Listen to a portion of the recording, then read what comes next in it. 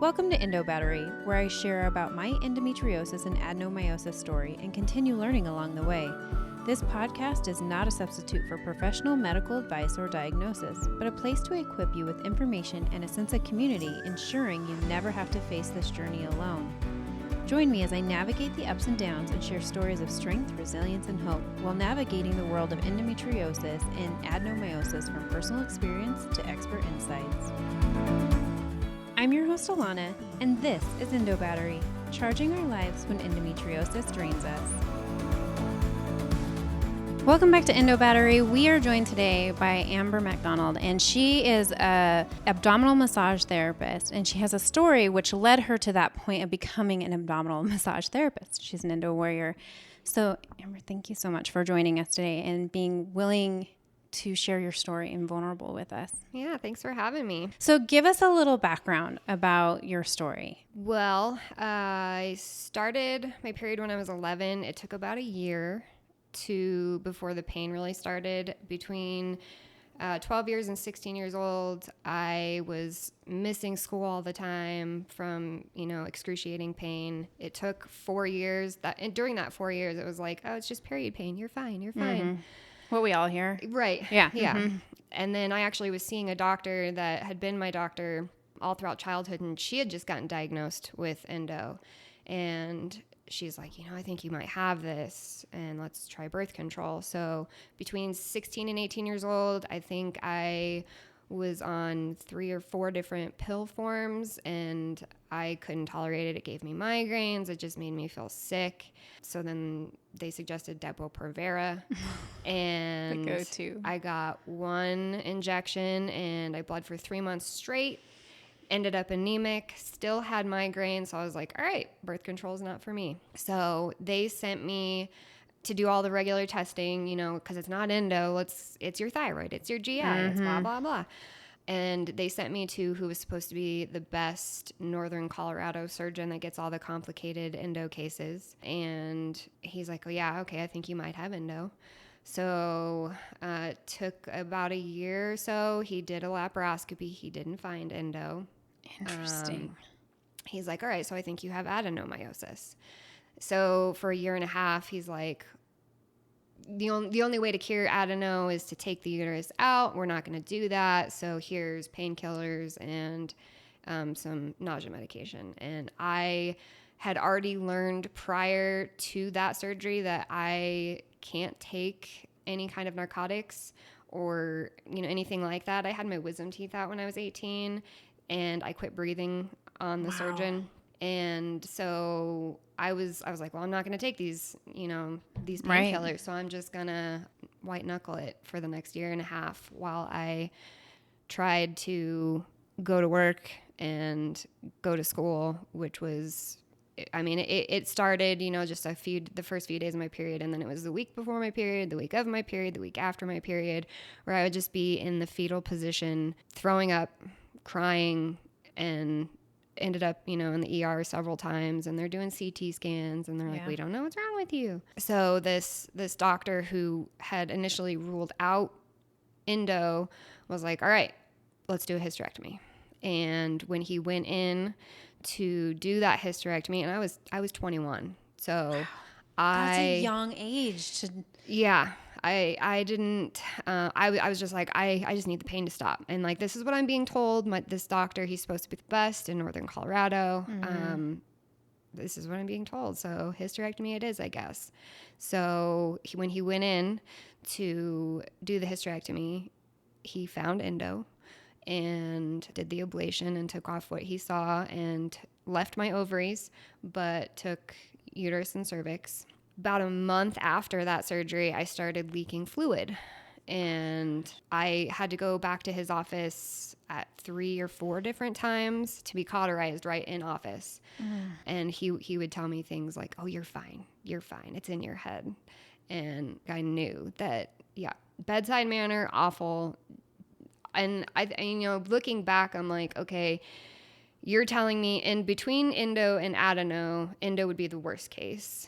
And you still took my uterus but left my ovaries, because that's what doctors are taught, right? They're saying hysterectomy, it's what cures it. So it took 8 months of several ER visits, being hospitalized a couple different times, leaking this fluid. They couldn't figure it out. They sent me to urology thinking maybe during the hysterectomy, they cut a ureter or something. They figured out it wasn't urinary. Did you ever have UTIs a lot, or did you ever have bladder symptoms or anything else like that? Or was it just pain in your like cyclical over your uterus pain? Or was it like where was your pain at? Prior to hysterectomy, that was all lower pelvic, all the way around to the back. And it was usually on my right side more than anything. But yeah, it was just that low pelvic uterine. I didn't get a lot of UTIs prior to the hysterectomy or bladder pain necessarily. After the hysterectomy, I started getting UTIs pretty frequently. And then I was feeling almost like at the end of urinating, like something was pulling on my bladder. So yeah, it took 8 months before they went back in for a second surgery after that hysterectomy.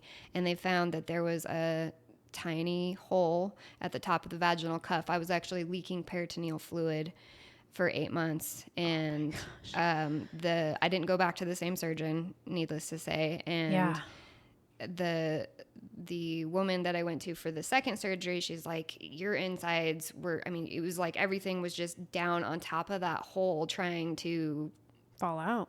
And like trying to cover it up almost. And so she's like, I had to peel your bladder and like just everything apart, and had to put more fluid than usual to keep everything free floating because everything was just stuck. And she removed endo. Did she remove it from like your ureters and bladder as well, or did she only find it on the peritoneum? So for the hysterectomy and that second surgery, I can't recall exactly where they removed it.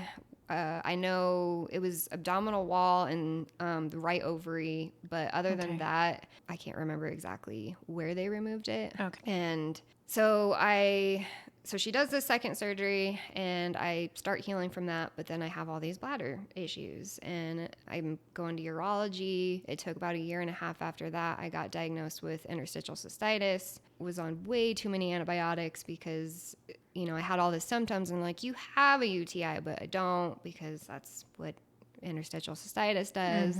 So none of your cultures came back with an actual UTI? Very, very few of them. Yeah. Interesting. Yeah. So once I got diagnosed with that, then it was trying to figure out how to deal with endo. And after having the hysterectomy, at the time, I'm 21, I'm like, I'm not thinking about kids. Right. But once it was taken from me, and then it was taken from me for no reason, it just sent me down this huge spiral of, feeling broken and just damaged goods, basically. And then still dealing with all the pain, because I still had pelvic pain after that. And then with all the IC. So I started seeking out more natural ways of healing. And I started going to therapy, doing like EMDR brain spotting stuff, which helped tremendously. And it was kind of like just the right place at the right time. My acupuncturist knew the therapist that did the brain spotting, and the therapist that did the brain spotting knew the naturopathic doctor who did our Vigo abdominal therapy, and I just got set up that way. And they were all so wonderful in working with my inability to, because I wasn't working, obviously, my inability to pay. So I was actually like working in office, working off some of my stuff with the naturopath, and getting to learn a lot about just natural ways of healing with herbs and making tinctures and stuff with the naturopath. And the Arvigo therapy really gave me a sense of taking my health back into my own hands. Obviously, it didn't cure endo, and it didn't take all the pain away, but it did help me break up scar tissue, which, after, at that point, I had been cut open 3 times. And it wasn't like small little incisions here and there. It's like massive trauma. Yeah. Right. It's not like, oh, you've had 3 surgeries. They were all laparoscopic, but super simple, like in and out. That was a lot of trauma to go through. And not only like physical, right? Yeah. but mental and emotional trauma. Yes. Which makes a huge difference when you're trying to heal and move forward. Yes. You can't just heal one part of your body and feel okay. It takes everything. Yeah, absolutely. Yeah, I continued to work with these practitioners and just working on myself, trying to find my new normal, which I think all women with endo have to hear that, right? Mm-hmm. Got to find your new normal. You're never going to be like you were. And for a couple years, that kept me on a level. I was like, okay, I don't feel like I'm dying. I'm still in a lot of pain. I'm dealing with issues, but I can handle this. Right. And then I started having really painful bowel movements to the point where I felt like I was going to pass out. Wow. So that was 2017. I had another laparoscopy with he was totally not affiliated with the other doctors, but he was supposed to be another really good in Northern Colorado. And he's like, when I go in there, I'm expecting it to look like a bomb went off, and I didn't find any endo. There was no scar tissue. I don't know why you're having this pain. But he's like, he suggested the pelvic floor therapy and these kinds of things. So I did look into those other treatments. How was that to hear you don't have endo, but he didn't necessarily call you crazy? It was like, I just don't know. Did you have an appreciation for that, or was that like a, oh crap moment? Like, what was that like? Well, to be honest, I feel like he was the 50th doctor to say, I just don't know to me. Mm-hmm. So I'm kind of numb to that answer at this point. Mm-hmm. It was nice that he didn't tell me it was in my head. That he was still validating, like, I think you are in pain, but I just don't know why. But it's just so many doctors have just dismissed of, I don't know why and I get a lot of them, that's interesting type of, which I'm sure most women with endo do.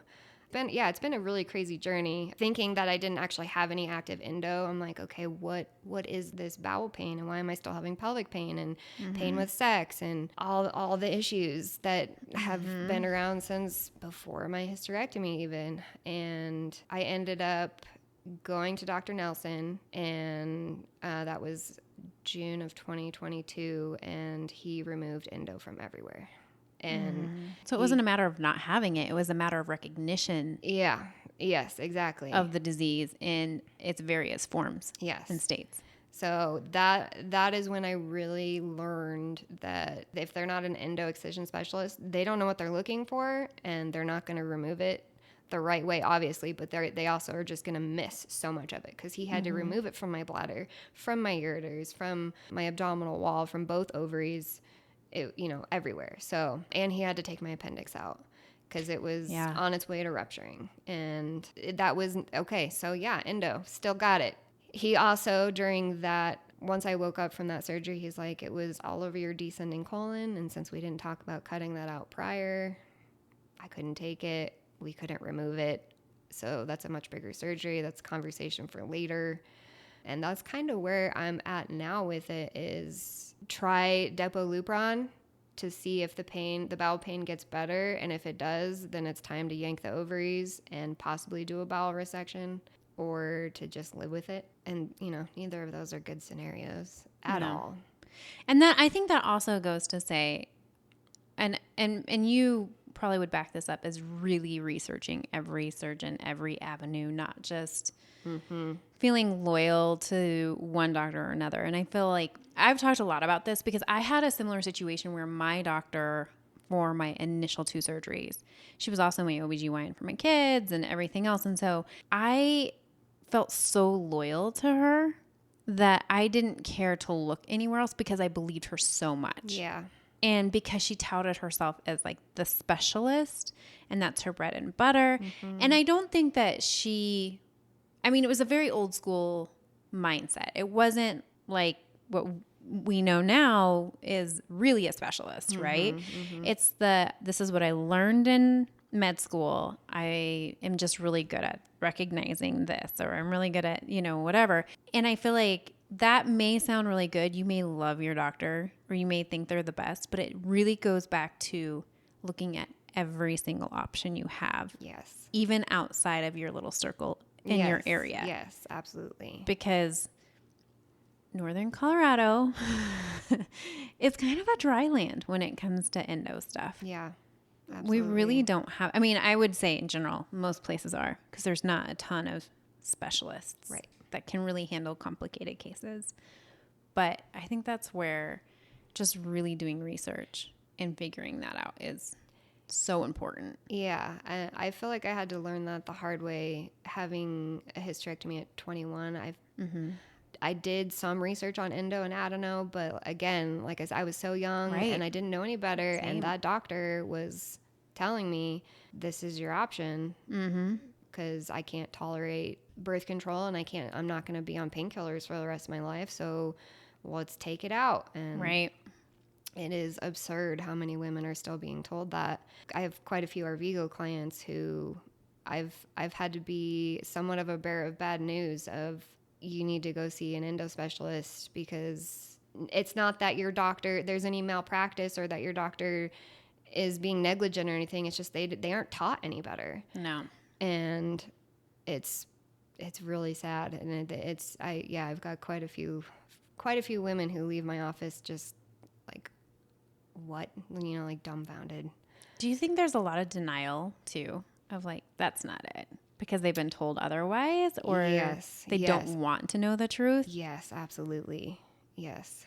I feel like I was in a little bit of denial initially when I was first diagnosed. Like, it was really hard to miss. I had an endometrioma that was like an orange size in me. So that, I mean, you know what I mean? Like, you don't want to hear this stuff. No. But then to have to make a massive life decision at 21 when you can barely even drink legally, I can't. How has that changed your mission and your life trajectory? When I was 21, like I said, I wasn't thinking about having kids, and I didn't know really what I wanted to do as far as career-wise.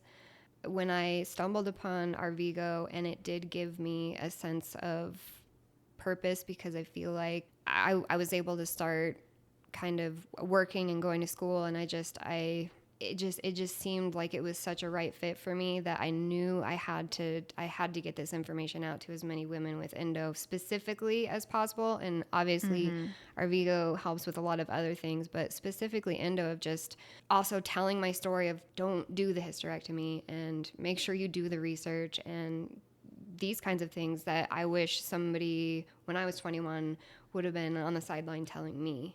Right. And when I met my husband, like first date, I told him, this is my story. I can't have kids, take it or leave it. And we went into marriage thinking surrogacy was going to be possible. We have a really good friend who was willing to carry our kid, and finding out that it's financially not attainable for most people. That has kind of led us through a pretty dark, stormy path. It was really important to him to have a blood child, a biological, and he's had to sacrifice that to stay with me. And so now adoption is on the plate. We're looking into that. That's also really expensive. It's all expensive. But it's at least a little bit more attainable than surrogacy. So it's been a crazy ride. I feel for you guys so much. And I think that we don't talk enough about the impact of that stolen fertility. But then we don't talk about long-term implications as far as the cost of wanting to have kids. We don't often talk honestly about the cost of this disease in general. It's an expensive disease to do anything to maintain your health. But to have to face that along with, we really want kids. I don't know, but I would assume, because before we had kids, and we were so fortunate to have kids, and I don't know how that happened, but I remember looking into that thinking, is this my lot in life? Yeah. I'm sure you guys had to have gone through so many emotions and so much grief. Yeah. I mean, before I even met him, like I said, I was going to therapy, doing brain spotting and EMDR, because I did feel broken. I felt like damaged goods, and I didn't feel like a woman really anymore. And I had obviously no idea that I was going to feel like that because I wasn't 100% set on kids prior, but having that taken away from me when it was completely not necessary, it turned my world upside down. And I was between having to deal with all of that and then find my place in the world and still dealing with so much pain and, you know, diagnosed with endo, diagnosed with IC, and then getting later in 2018, I was diagnosed with IgA vasculitis, which complicates things. I mean, it's a really, really crapshoot disease. They think I might have been born with it, and it first showed up when I was 12, but I went 17 years without being diagnosed. And I was so done with doctors and emergency rooms by the time 2018, because 2010 was my hysterectomy. By the time 2018 rolled around, I was done with Western medicine and all of that it had to offer. But I had to go on this, you know, again, crazy path of every specialist that there is out there and blood tests and kidney biopsies and skin biopsies, and ended up in the emergency room a couple times and ran like, oh, you know, tonsillectomy, taking your tonsils out might help this. Let's just yank them. And going through that put me in the hospital for a while, and just so many colonoscopies and endoscopies. And I feel like a pincushion. And I don't know how many times I've actually been in a doctor's office where they've again say, I don't know, or I don't know what to tell you, but they'll be like, can my colleague come in and look at whatever, like this is weird. I've never seen this before. Or like, I need another opinion. I'm just like, I'm not a science experiment. I'm a human. Right. And yeah, I have more than once been ready to just end everything. And I think I know that a lot of endo women have been there. Absolutely. And with the struggles.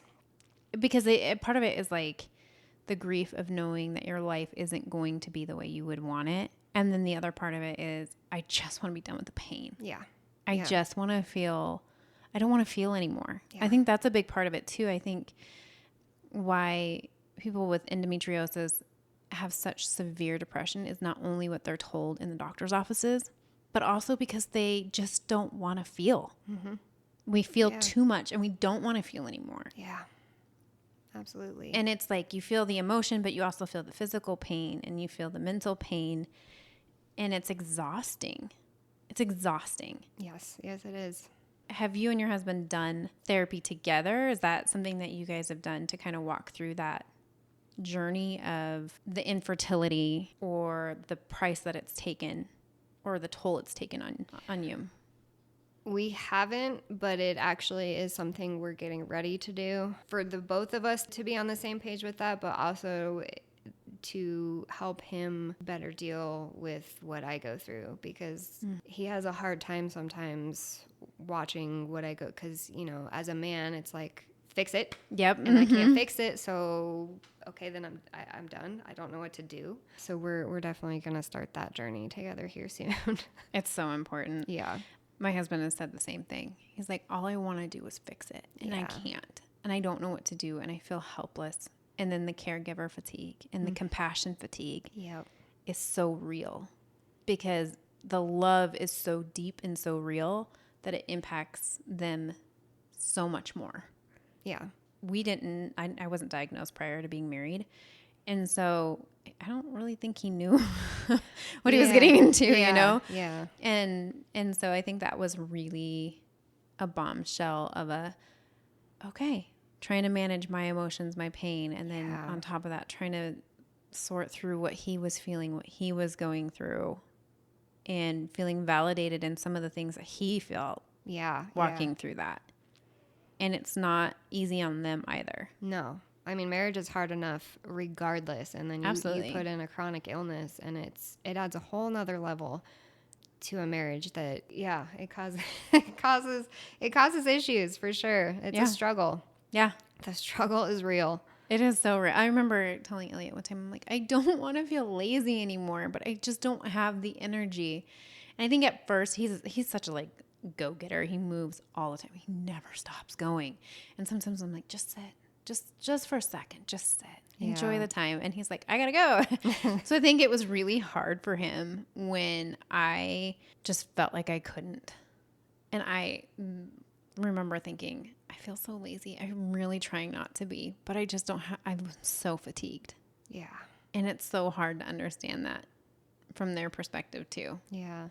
So Dr. Adam Duke out of Idaho, he said the closest that men will probably ever get to the realization of what you guys go through is if you staple their scrotums to their legs and have them run. He's like, that is the most similar response. Oh, man. He's like, that's how you communicate the pain to guys. And I was like, oh, yeah, it makes total sense. I mean, he said it a little bit differently, but Sure. Yeah, that's one. It was an accurate description now. Yeah. Oh, man. I hadn't heard that one yet. Yeah. Well, leave it to Adam to come up with that. I think the journey of becoming that couple and walking through it will either make you or break you. Yeah. For absolutely. sure. How did that transfer into what you're doing now? Explain exactly what you do, what it is, how it's helped, and the process.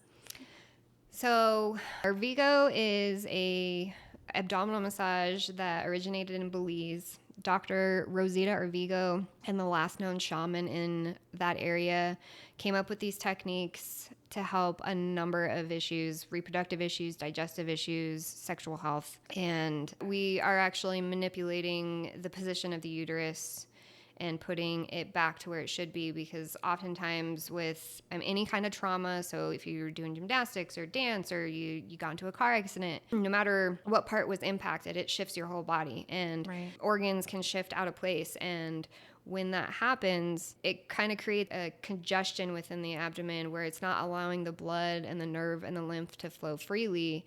And from an Arvigo lens, that's where dis-ease starts, where if the uterus isn't in the proper position, a lot of times we'll see women that start their periods with more brown blood, which is an indication of months prior period that wasn't allowed to eliminate because it's not in the right position. It's not all coming out. That's interesting. And so majority of my clients are seeking fertility issues, but all kinds of issues come in. Obviously, endo is something I'm more passionate about and trying to get more connected with, but digestive issues and just bowel issues in general. And so moving the uterus back to where it should be, and just opening up, working on scar tissue if there's been some abdominal surgeries with things like castor oil packs, which are really good at breaking up that scar tissue, and cysts and fibroids, and assessing the position of the hips, and if there's rotated or sitting higher, and just getting everything open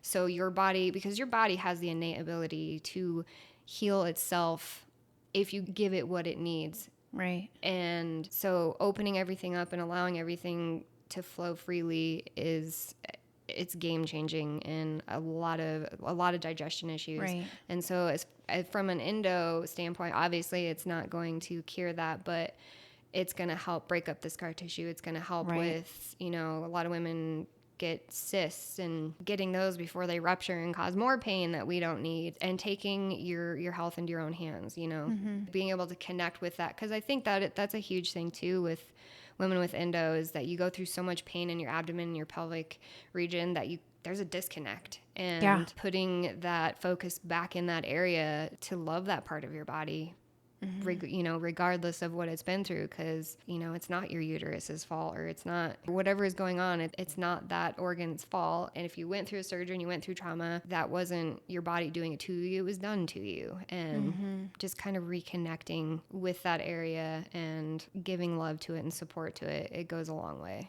I think too, for endo people, we try to avoid that area because it's been such a painful thing, so we guard it more. Absolutely. Instead of being kinder to it, yes, if you will. Absolutely. We tend to, I was just talking to Chelsea about this not that long ago, and we have I don't know if you've seen this when you're doing massage, but that permanent line in the belly from guarding and protecting. Do you know what I'm talking about? Yes.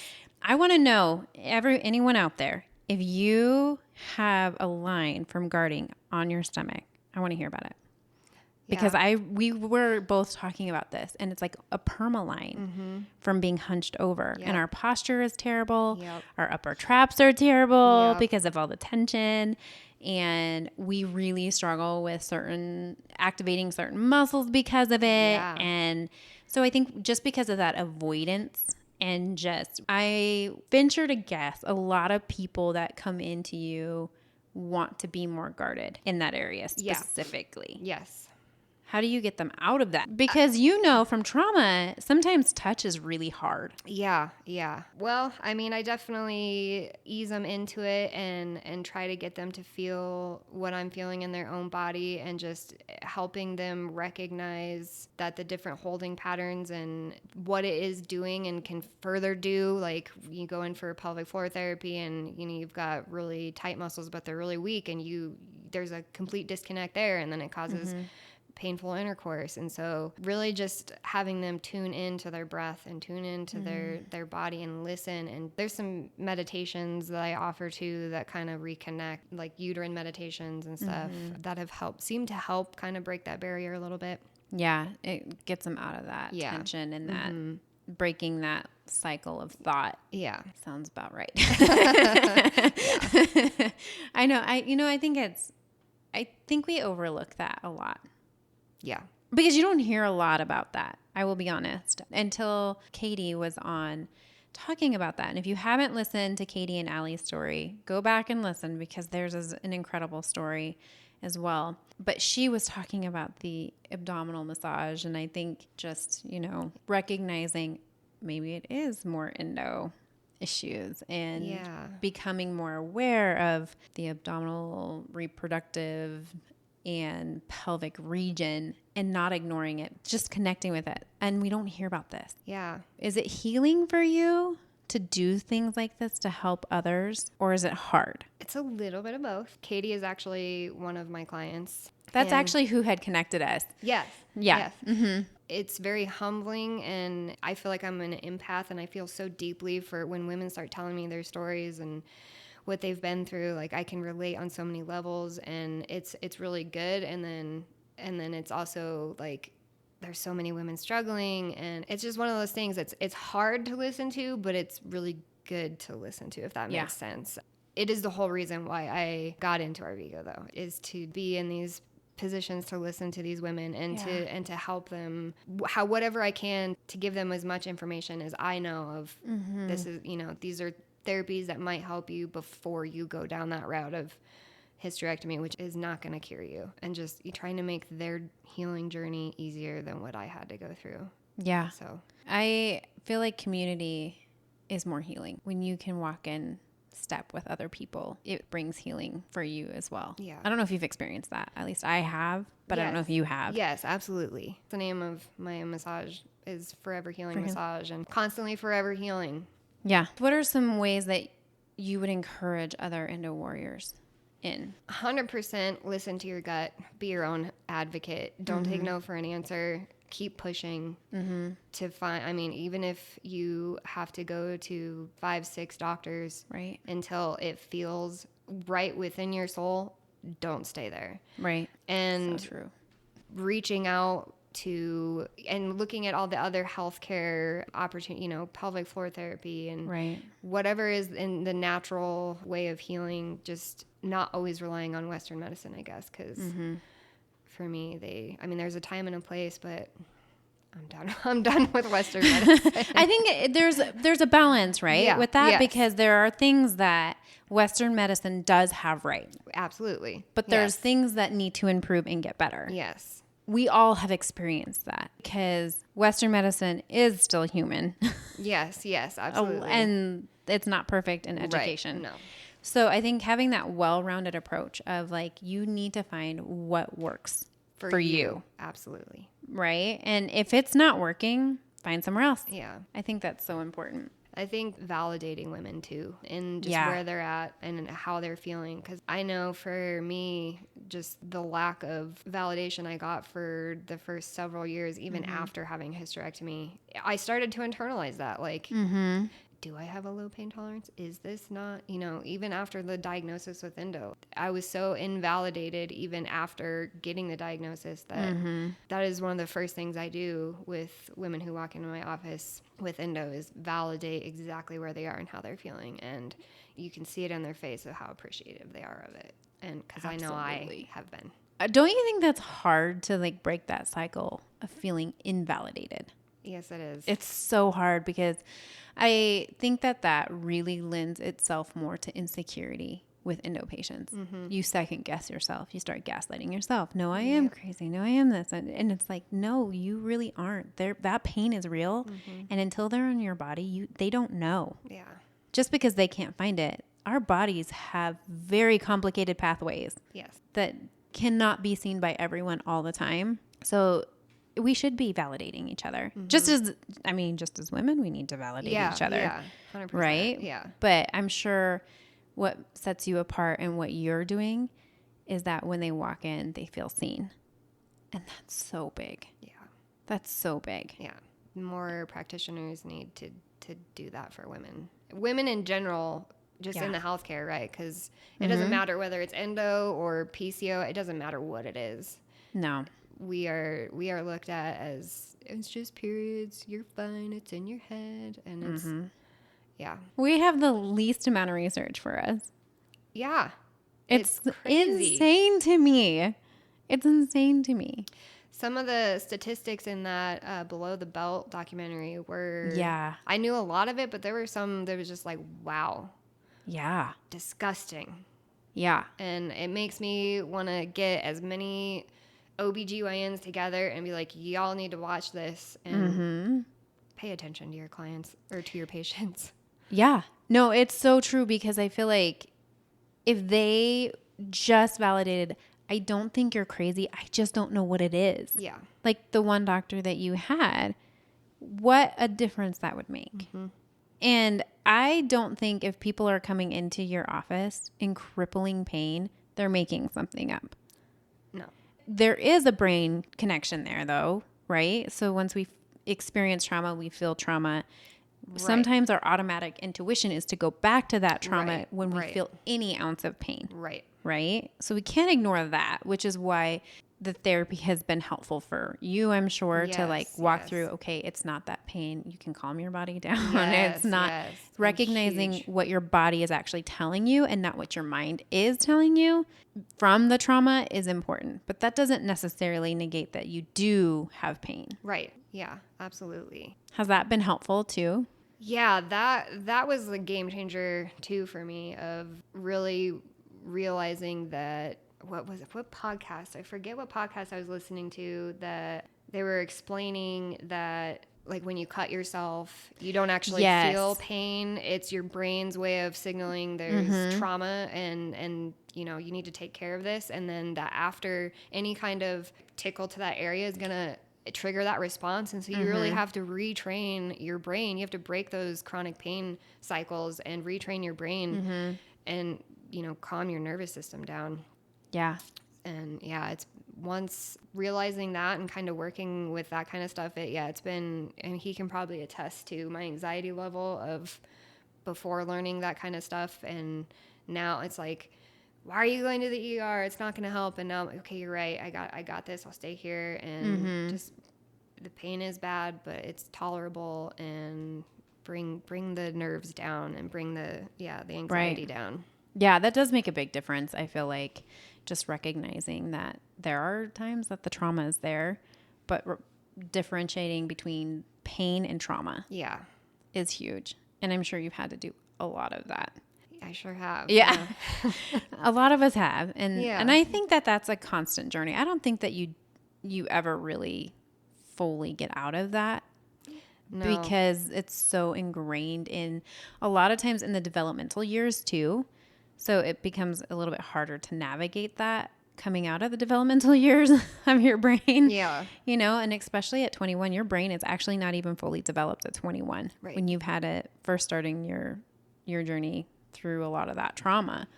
So I'm sure just walking through that has been significant. Going through the therapies, going through all your trauma, going through everything that you have from the time that you had your hysterectomy to now, what has changed in how you respond and react to different practitioners, whether it's a doctor, whether it's a PT or anyone else? How has that changed?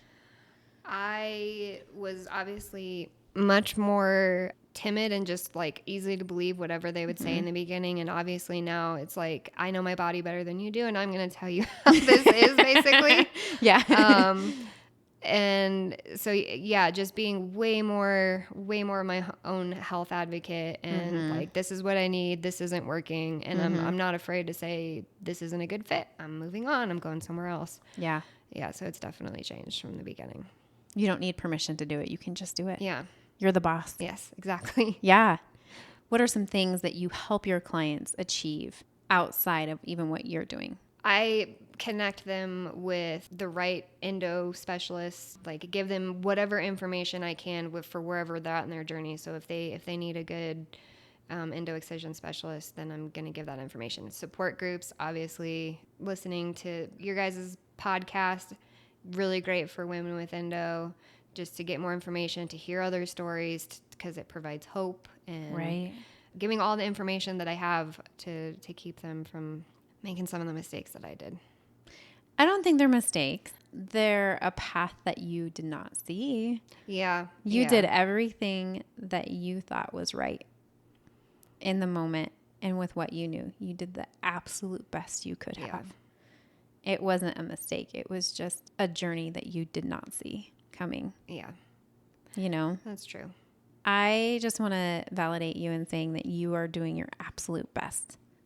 And you're taking something that was completely out of your hands in a lot of ways and making something so beautiful out of it.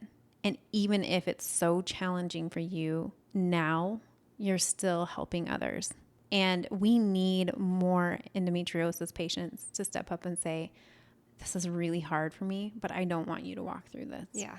I don't want you to feel this way, because your story is going to impact so many other people's lives, and it's going to redirect their thought process and their intentions behind the disease.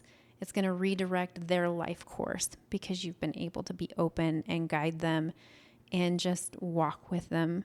And your clients, the same thing. You are making such a difference. The whole saying, you know, you're making lemons into lemonade with an extra dose of sugar. And you're doing that because you couldn't before. And you're not a mistake. What happened to you is not your mistake. It is a learning and a different trajectory of your journey. And wherever you go, you're going to find sweetness because you are putting sweetness out there too. Thank you for the validation. I appreciate that. Your journey has been very hard. So thank you for being vulnerable and talking about it, because it's not easy. It's very personal, and fertility is very personal. The finances of fertility are very personal. The relationships are personal. Yeah. And you add Endo on top of that, and it sometimes feels unbearable. Yeah. Some days it's hard to find reasons, but you do. And the person next to you might be that reason. The person that walks in your office, or the person that's sitting next to you at lunch, or... Yeah, absolutely. Yeah. People need you. We all need each other. Absolutely. That's how we do 100%, this. yeah. Yeah, that's how we do this. Agreed. Thank you for coming and taking your time and sharing your story. And I hope that if anyone is out there listening, that you feel just as validated, that this is not your fault. Yeah. Thank you. Yes. Until next time, continue advocating for yourself and for those that you love.